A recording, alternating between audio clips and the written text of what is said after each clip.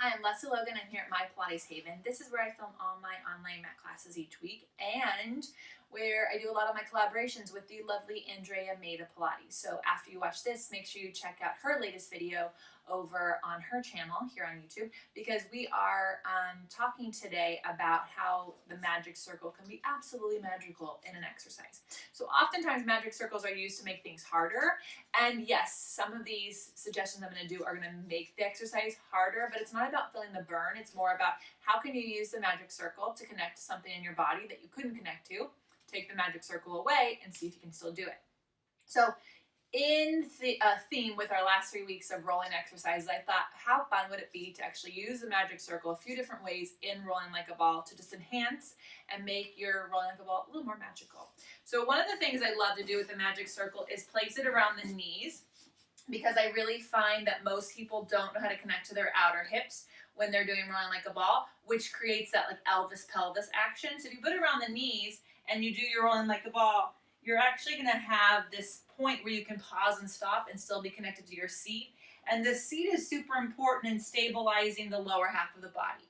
So that's a fun one. Another fun one is to actually take the magic circle, and it's going to get a little personal, just like Gaia wants to get personal with us today.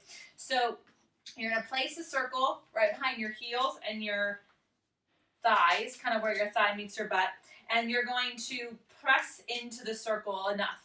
And then we're going to see what happens here. I'm going to roll back and up, and this circle will pop out if I let any part of this shape go away. So it's a big challenge for those of us who like to fling our feet out to roll back and up. You can't fling your feet. They have to stay pulling into your body. And so that's a really great way to teach rolling like a ball, so that if you go back and you're one of these people, you're not going to be one. That magic circle is going to go flying. Last way to make your magic circle, make your rolling like a ball a little more magical, is to place it in your hands with your elbows on your knees. So this is similar to how the feet like to leave the seat, the chest likes to leave the knees. So if I put my elbows on my knees and I put the circle between my hands, I can hug in and attack. I can actually connect my shoulder blades to my back, right? So I'm going to pull that down, and that's going to help me find my upper abs and my shoulder connection, because it's really easy in the rolling like a ball exercise to pull our shoulders into our ears. So 3 ways for you to make your rolling like a ball a little more magical by using your magic circle. Around the knees, between the heels, or in the hands. Have a little bit of fun.